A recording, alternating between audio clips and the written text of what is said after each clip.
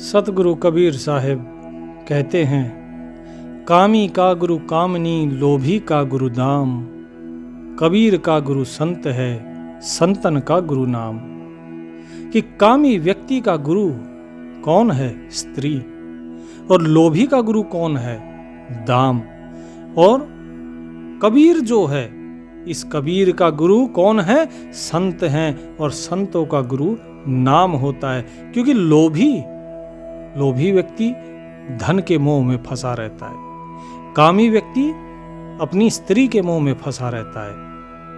इसी प्रकार जो संत हैं, संत नाम के प्रेम में लगे रहते हैं। और ये कबीर संतों के प्रेम में लगा रहता है। इसीलिए इस कबीर के गुरु तो संत हैं। साहिब कहते हैं कि जो व्यक्ति कामी है, काम वासना में फंसा हुआ व्यक्ति कुत्ते के समान होता है, बल्कि कुत्ते से भी गया गुजरा होता है। क्योंकि कुत्ता जो है केवल एक माह के लिए, 30 दिन के लिए केवल काम वासना में लिप्त होता है। उसके बाद पूरे वर्ष वो उदासीन रहता है। लेकिन जो कामी व्यक्ति होता है वो 6 ऋतु 12 मास 12 महीने काम वासना में लिप्त रहता है। इसीलिए कहते हैं, कामी कुत्ता 30 दिन अंतर होए उदास, कामी नर कुत्ता सदा 6 ऋतु 12 मास। और जो व्यक्ति काम वासना में डूब जाए फिर वो भक्ति नहीं कर पाता। कामी क्रोधी लालची, इनसे भक्ति न होए, भक्ति करे कोई सूरमा, जाति वर्ण कुल खोए। ये जो अष्टांगी माया है, इस अष्टांगी माया के 8 अंग बताए थे मैंने। इस शरीर के जो 8 अंग हैं, ये है अष्टांगी माया। लेकिन यहां पर कबीर साहब बताते कि 8 अंग केवल ये हाथ पैर नाक कान मुंह, अर्थात ये सुंदर शरीर ही नहीं, बल्कि 8 विकार भी हैं।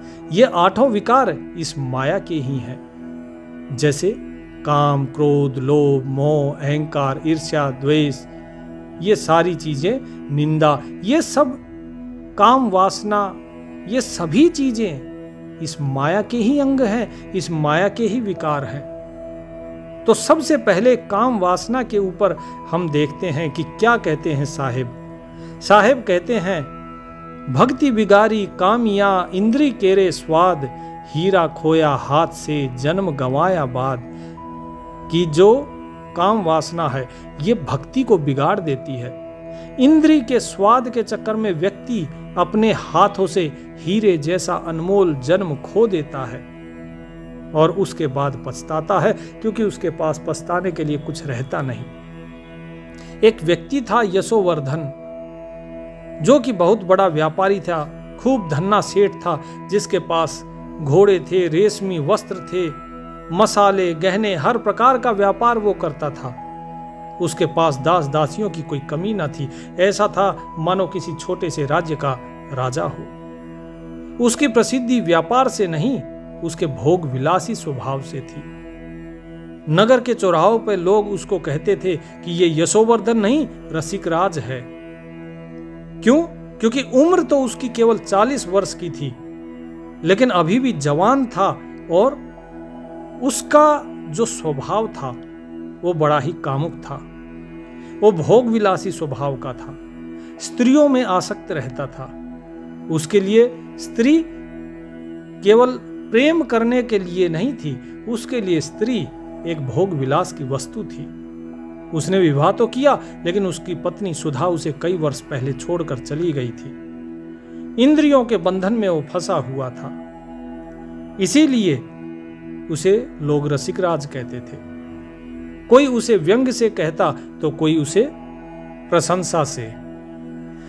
अब यशोवर्धन के जीवन में हर दिन एक नया आकर्षण होता। सुंदरियां, नृत्यांगनाएं सभी उसके महल में, उसके घर पे आती। वो महंगे उपहार देता, कविता सुनाता, गीत गाता। एक बार उसके जीवन में मालिनी नाम की स्त्री आई। उसने उसके लिए अलग से भवन बनवाया, रथ गहने कपड़े सब कुछ दे डाला।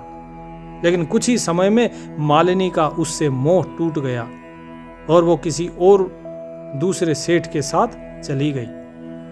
यशोवर्धन हतप्रभ रह गया कि ऐसा कैसे हो सकता है। मैं जिसे प्रेम देता हूं वो मुझको छोड़कर चली जाती है, क्यों? क्या मेरे पास धन की कमी है या सौंदर्य की कमी है या यश नहीं है? सब कुछ होते हुए भी मैं अधूरा हूं, आखिर क्यों? लेकिन ये विचार उसके केवल क्षणिक थे।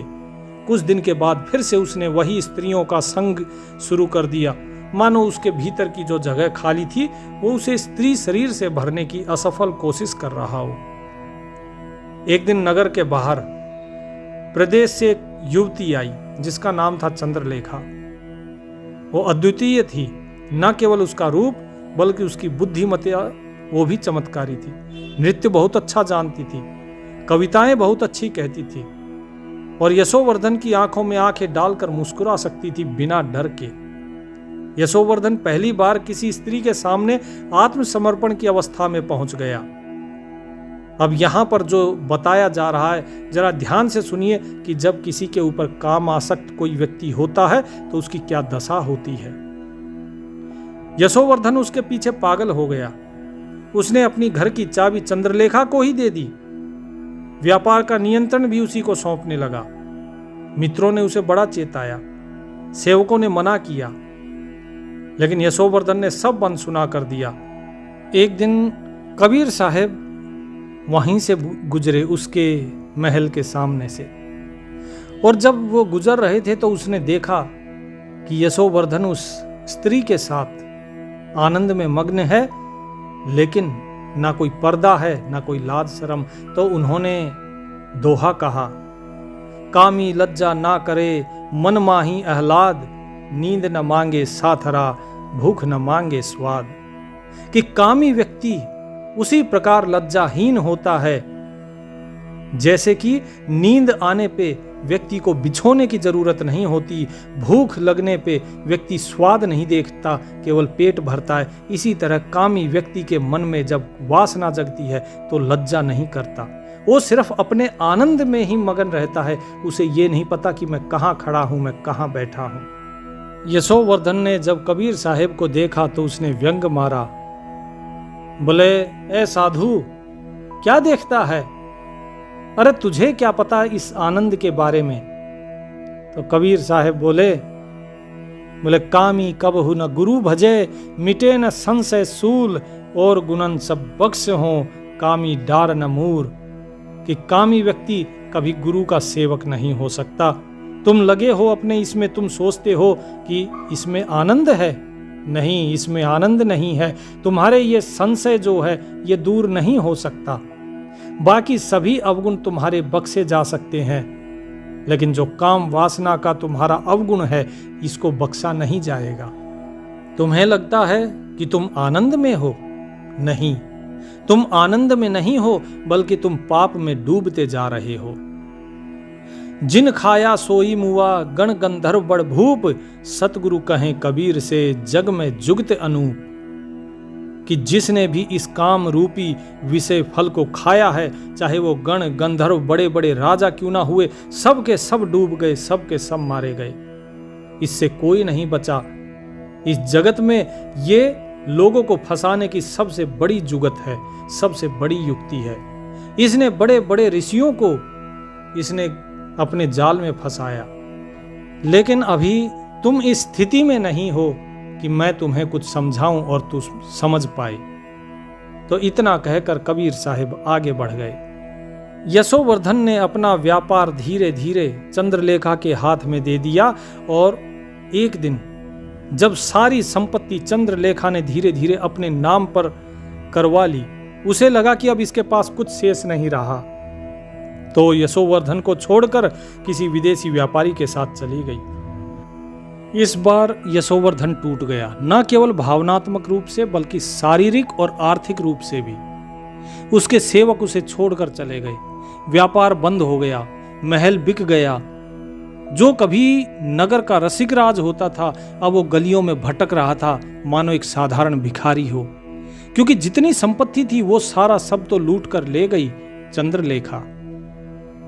अब उसके वस्त्र मैले, शरीर कमजोर, बाल बिखरे, आंखों में थकान, लेकिन उसकी आत्मा अब भी उसी भटकाव में थी। कभी किसी स्त्री की ओर ताकता तो कभी किसी मंदिर के द्वार पर बैठता। एक दिन भूखा प्यासा वो कबीर साहब के आश्रम के बगल से जा रहा था और वहीं पर गिर गया। कबीर साहब जी ने उसको उठाया, उसकी दशा देखी और एक जल का पात्र लेकर आए और उसकी हथेली में जल डाल दिया। यशोवर्धन चौंका, बोले ये क्या? कबीर साहब बोले कि इसे पकड़ो, ये जल बह रहा है, इसे पकड़ो। उसने अपनी हथेली बंद की लेकिन जल उसकी हथेली से बह गया। कबीर साहब मुस्कुराए और बोले काम वासना इसी जल जैसी है, क्षणिक बह जाने वाली, इसे पकड़ना संभव नहीं। इसे जितना बांधने का प्रयास करोगे उतना ही ये तुम्हें छल कर निकल जाएगी। यशोवर्धन फूट फूट कर रोने लगा। उसने संत के चरण पकड़ लिए और बोला, महाराज आपने जो उस दिन कहा था दोहा, वो मुझे आज याद आ रहा है कि कहता हूं कह जात हूं, समझे नहीं गवार, बैरागी गिरही कहा, कामी वार न पार। आज मैं उस चीज को समझ गया कि कामी की कोई गति नहीं हो सकती। कामी इसी लायक है जिस लायक आज मैं हूं। तो कबीर साहब बोले, कोई बात नहीं, चिंता मत करो, अभी भी तुम्हारे पास समय है। लेकिन वो बोले मुझे मुक्त करिए महाराज, अब मैं थक चुका हूं, मैंने ये जीवन खो दिया है। तो कबीर साहब ने कहा, नहीं पुत्र, जीवन नहीं खोया, अभी तो जीवन शुरू हुआ है। तुमने अंधकार को जाना है, अब प्रकाश की ओर चलो। अभी तो प्रकाश में चलना है, क्योंकि आज तक तो तुम अंधकार में ही रहे। कामी कर्म की कैंचली पहर हुआ नर नाग, सिर फोरे सूझे नहीं कोई पुरबला भाग। कि जिस प्रकार कैंचुली होती है सांप की, वो क्या करता है, सांप अपने ऊपर ओढ़े रहता है, वो उसे फिर उतार के नई कैंचली धारण कर लेता है। उसे समझ में नहीं आती है कि ये मैं बार बार क्यों उतार रहा हूं, क्यों चढ़ रहा है, क्यों बार बार नई कैंचुली आती है फिर उतारता हूं, ये कोई पिछले जन्म का भाग है। तो वही कबीर साहिब भी कहते हैं कि तुम्हारा कोई पूर्व जन्म का कर्म है कि आज तुम अपनी इस पुरानी कैंचुली को उतार के नया जीवन धारण कर रहे हो। तुम्हारा जो जीवन चला गया उसको छोड़ दो और जो अब नया जीवन है उस नए जीवन में कदम रखो। तुम्हारी तरह पता नहीं कितने ही लोग बह गए इस काम वासना में, ऋषि मुनि पता नहीं कितने बह गए हैं। लेकिन अब रुको, केता बहता बह गए, केता बह बह जाए, ऐसा भेद विचार के तू मत गोता खाए। कि कितने ही बह गए और कितने ही बह रहे हैं इस काम वासना की नदी में, लेकिन किसी को भी ठोड़ नहीं मिला, किसी को भी शांति नहीं मिली, क्योंकि इस माया को कोई पूर्ण रूप से नहीं भोग सकता। और इस चीज का तुम विचार करो और विचार करके अब इसके अंदर दोबारा गोता नहीं खाना, दोबारा इस काम वासना की तरफ नहीं जाना। तो यशोवर्धन ने उनके चरण पकड़ लिए और उनके आश्रम में रहना शुरू किया। सुबह शाम को जल लाता, आश्रम की सफाई करता, ध्यान करता, संत आते उनकी सेवा करता। धीरे धीरे उसका शरीर स्वस्थ होना शुरू हुआ। साधना करनी शुरू की तो मन स्थिर हुआ, दृष्टि स्पष्ट होने लगी। अब वो स्त्रियों को वस्तु नहीं आत्मा के रूप में देखने लगा। अब उसका प्रेम भोग नहीं बल्कि करुणा बन गया था। उसने देखा कि संसार केवल देह नहीं, यहां तो वृक्षों में भी मौन है, पक्षियों में भी संगीत है और आकाश में भी शांति है और आत्मा में एक अनंत गहराई है। एक दिन उसने कबीर साहिब जी से पूछा, हे गुरुदेव, क्या काम वासना पाप है? तो कबीर साहब बोले, नहीं पुत्र, काम वासना पाप नहीं है, लेकिन उसकी आसक्ति होना पाप है। जो उसे वश में कर ले वो ऋषि बनता है और जो उसके वश में हो जाए वो पशु बन जाता है। काम काम सब कोई कहे, काम न चीन है कोय, जेती मन की कल्पना, काम कहावे सोए। तुम्हें लगता है केवल ये काम वासना ही काम है, नहीं, इस मन की जितनी भी कल्पनाएं हैं वो सब कुछ काम के अंतर्गत ही आती हैं। लेकिन इस चीज को हर कोई नहीं जानता है। काम क्रोध मद लोभ की जब लग घट में खान, कहा मूर्ख कहा पंडिता, दोनों एक समान। जिस व्यक्ति के हृदय में काम क्रोध मद लोभ इनकी खान इसके अंदर है, अर्थात जिसके हृदय में काम क्रोध मद लोभ है, फिर चाहे वो मूर्ख हो चाहे पंडित, फिर वो दोनों एक समान हैं जब तक कि वो इसे त्याग नहीं देते। इसको त्यागने के बाद ही व्यक्ति आगे बढ़ सकता है। तो इसीलिए तुम अगर संतान उत्पत्ति के लिए काम का अगर सहारा लेते हो तो वो पाप नहीं है, लेकिन अगर तुम उसमें आसक्त हो गए हो तो वो पाप है। यशोवर्धन ने अब अपने हृदय के भीतर एक यज्ञ शुरू किया और वो यज्ञ था आत्मबोध का। कबीर साहिब की वाणियों का अनुसरण किया, उनकी हर एक आज्ञा मानी और धीरे धीरे त्याग के रास्ते पर चलना शुरू किया। उसकी वाणी में अब संयम था, दृष्टि में करुणा और जीवन में सेवा भाव था। नगर के लोग जब उसे पहचानते तो आश्चर्यचकित हो जाते कि क्या ये वही यशोवर्धन है। अब ये योगवर्धन बन चुका था, अब ये यशोवर्धन नहीं रहा। काम वासना एक शक्ति है, यदि वह नियंत्रित हो तो वो साधना का साधन बनती है, लेकिन यदि वो अनियंत्रित हो जाए तो विनाश का कारण भी बन सकती है। ये शिक्षा मिलती है हमें इस प्रसंग से। कबीर साहिब कहते हैं, काम कहर असवार है सबको मारे धाए, कोई एक हरिजन ऊबरा जाके नाम सहाय। कि ये काम वासना जो है ये ऐसा सवार है जो सबके ऊपर कहर ढाता है, ये सबको मारता है, अर्थात सबके ऊपर चढ़ता है ये आके। इससे बचता है कोई एक हरिजन। कौन हरिजन? जो केवल उस नाम का सहारा लेकर रखता है, जो नाम के सहारे है, जो नाम जाप में नाम सुमिरन में अपना ध्यान लगाता है, केवल वही इससे बच सकता है। अन्यथा ये किसी को नहीं छोड़ता, ये सबके ऊपर आक्रमण करता है, सबके ऊपर सवार होता है। तो इसीलिए हमेशा, चाहे गृही हो चाहे बैरागी हो, कोई भी हो, इस काम वासना से सदा संभल कर रहे, हमेशा नाम जाप में लगे रहे तो आपका कल्याण होगा।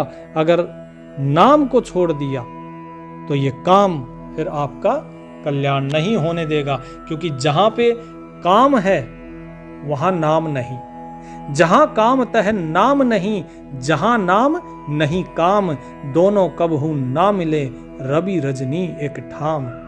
कि जहां पे काम का निवास होता है वहां पे नाम हृदय में नहीं आता, और जिसके हृदय में नाम है वहां पर काम वासना बसेरा नहीं करती है। ये दोनों कभी एक साथ नहीं मिलते। क्यों? जिस प्रकार सूरज निकलता है और रात्रि चली जाती है, दिन आ जाता है, रात और सूर्य दोनों जैसे एक साथ नहीं रह सकते, इसी प्रकार नाम और काम ये दोनों एक साथ नहीं रह सकते। तो यदि काम से मुक्ति पानी है तो नाम सुमिरन करो। नाम सुमिरन करने से ही इससे मुक्ति मिलेगी, और इससे मुक्ति का कोई उपाय नहीं है। नारी पुरुष सब ही सुनो यह सतगुरु की साख, विषफल फले अनेक है, विषफल फले अनेक हैं, मत कोई देखो चाक। कि नारी हो या पुरुष, सभी को कह रहा हूं कि सब सुनो ध्यान दे के। ये सतगुरु की शिक्षा है कि ये जो काम वासना है इसके विषय फल बहुत हैं। एक नहीं, तुम एक विषय फल को पकड़ोगे उसके साथ अनेकों अपने आप आ जाएंगे। एक विकार को पकड़ोगे तो बाकी विकार धीरे धीरे अपने आप तुम्हारे अंदर समाहित होने चले जाएंगे और तुम्हें पता भी नहीं लगेगा। तो इसीलिए कोई गलती से भी इसे चाख कर ना देखे। तो उम्मीद करता हूं कि काम जो कि विकार है माया का, आठों विकारों के बारे में एक एक करके कबीर साहिब ने बताया है। आज जो काम के बारे में बताया है वो आपको समझ आई होगी, किस प्रकार इस काम से मुक्ति पानी है वो भी आप लोगों को पता लगा होगा। तो सतगुरु जी का नाम लीजिए और नाम सुमिरन में लगे रहिए, कल्याण हो जाएगा। सत साहिब।